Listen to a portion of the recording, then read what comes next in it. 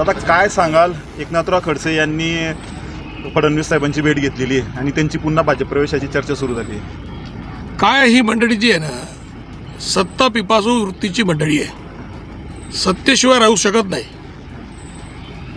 भाजपमध्ये असताना महाविकास आघाडी सत्ता आली, लगेच महाविकास आघाडी गेले, लगेच भाजपमध्ये जाण्याची तयारी सुरू केली, भाजपने नाही घेतला, आता परत प्रयत्न सुरू झाले. सत्तेशिवाय राहू शकत नाही आणि सत्ता आणि सत्तेतून मालमत्ता हा एकमेव अजेंडा ह्या सगळ्या मोठ्या लोकांचा असतो, प्रस्थापित लोकांचा असतो.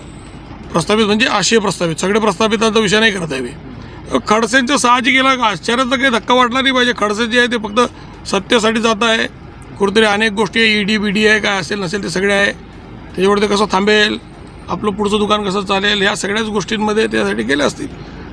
मित्रपक्षाचा एक आमदार म्हणून आपली भूमिका काय असेल मात्र महायुतीची? ते मी काय भूमिका घेऊ, माझे नेते एकनाथराव शिंदे साहेब ते जे भूमिका घेतील तिला मी त्या पद्धतीने त्याला समर्थन मी देणार आहे. माझ्या सगळ्या अधिकारांची जबाबदारी किंवा मला जे कर्तव्य मी करतोय त्याला कुठेतरी मला असं वाटतं मदत करायला कोणी शिंदे साहेब आहे, त्याच्यामुळे मला काही अडचण नाही. म्हणजे आपण थेट विरोध करणार नाहीत? विरोध तो कायम राहील.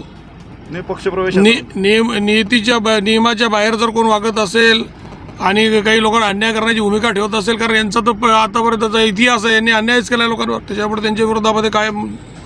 भाजपमध्ये आले तर मग कसं मित्र भाजपमध्ये येऊ की कुठे जाऊ, चुकीचं काम करतील तर त्याच्या विरोधात जाईल, कोणत्याही पक्षात राहू, त्याचा काही फरक नाही पडत.